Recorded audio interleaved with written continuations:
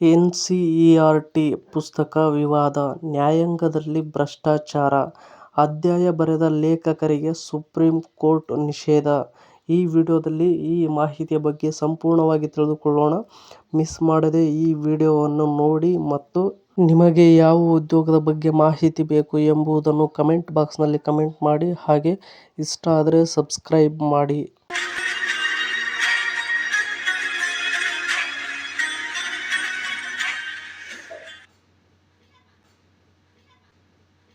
8ನೇ ತರಗತಿಯ ಎನ್ಸಿಇಆರ್ಟಿ ಸಮಾಜ ವಿಜ್ಞಾನ ಪಠ್ಯಪುಸ್ತಕದಲ್ಲಿ ನ್ಯಾಯಾಂಗದಲ್ಲಿ ಭ್ರಷ್ಟಾಚಾರದ ಕುರಿತು ಅಧ್ಯಯನವನ್ನು ಬರೆದ ಬಗ್ಗೆ ಸುಪ್ರೀಂ ಕೋರ್ಟ್ ಗಂಭೀರ ಕಳವಳ ವ್ಯಕ್ತಪಡಿಸಿದೆ.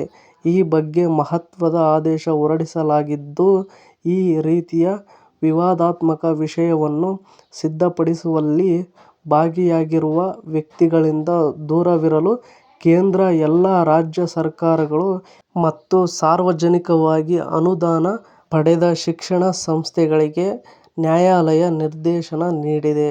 ಇನ್ನು ನೆಕ್ಸ್ಟ್ ನ್ಯಾಯಾಂಗದಲ್ಲಿ ಭ್ರಷ್ಟಾಚಾರ ಅಧ್ಯಾಯದ ಲೇಖಕರು ಮುಂದಿನ ಪೀಳಿಗೆಗೆ ಎಂದಿಗೂ ಪಠ್ಯಪುಸ್ತಕಗಳನ್ನು ಸಿದ್ಧಪಡಿಸುವಂತಿಲ್ಲ ಎಂದು ಸುಪ್ರೀಂ ಕೋರ್ಟ್ ಹೇಳಿದೆ. ನ್ಯಾಯಾಂಗ ಅಧ್ಯಾಯದ ಕುರಿತು 8ನೇ ತರಗತಿಯ ಎನ್ಸಿಇಆರ್ಟಿ ಪಠ್ಯಪುಸ್ತಕಕ್ಕೆ ಸಂಬಂಧಿಸಿದ ಸುಮೋಟೋ ಪ್ರಕರಣದಲ್ಲಿ ನ್ಯಾಯಾಲಯದ ಹಿಂದಿನ ಆದೇಶದ ನಂತರ ಬೇಜವಾಬ್ದಾರಿಯಿಂದ ಪೋಸ್ಟ್ ಮಾಡಿದ ಸಾಮಾಜಿಕ ಮಾಧ್ಯಮ ಹ್ಯಾಂಡಲ್ಗಳ ವಿರುದ್ಧವೂ ಸುಪ್ರೀಂ ಕೋರ್ಟ್ ಗಂಭೀರ ಆಕ್ಷೇಪ ವ್ಯಕ್ತಪಡಿಸಿದೆ.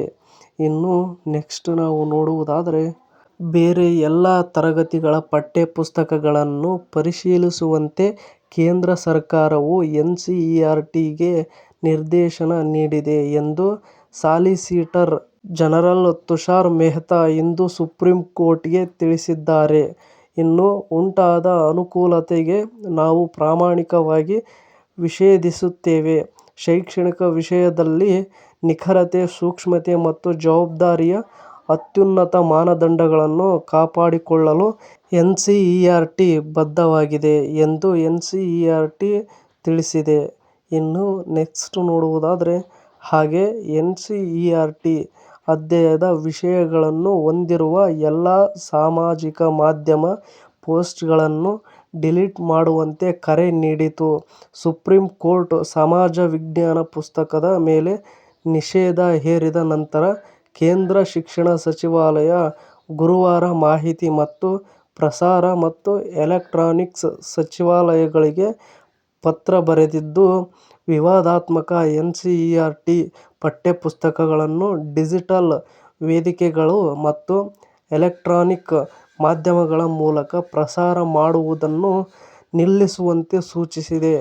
ಇನ್ನು ಇದೇ ತರಹದ ಇನ್ನಷ್ಟು ರಾಷ್ಟ್ರೀಯ ಸುದ್ದಿಗಳನ್ನು ಓದಲು ನಿಮ್ಮ ಜಾಬ್ಸ್ ಆ್ಯಂಡ್ ಎಜುಕೇಷನ್ ಅಪ್ಡೇಟ್ ಚಾನಲ್ಗೆ ಸಬ್ಸ್ಕ್ರೈಬ್ ಆಗಿ. ಈ ವಿಡಿಯೋ ನೋಡುತ್ತಿರುವವರು ಇನ್ನೂ ಯಾರು ಸಬ್ಸ್ಕ್ರೈಬ್ ಆಗಿಲ್ವೋ ಪ್ಲೀಸ್ ಎಲ್ಲರೂ ಸಬ್ಸ್ಕ್ರೈಬ್ ಆಗಿ ಮತ್ತು ಈ ಅಪ್ಡೇಟ್ ಬಗ್ಗೆ ನಿಮ್ಮ ಅಭಿಪ್ರಾಯ ಏನೆಂದು ಕಮೆಂಟ್ ಬಾಕ್ಸ್ನಲ್ಲಿ ತಿಳಿಸಿ. ಹಾಗೆ ಇಷ್ಟ ಆದರೆ ಸಬ್ಸ್ಕ್ರೈಬ್ ಮಾಡಿ, ಸಪೋರ್ಟ್ ಮಾಡಿ. Thank you for watching friends. ಎಲ್ರಿಗೂ ಧನ್ಯವಾದಗಳು.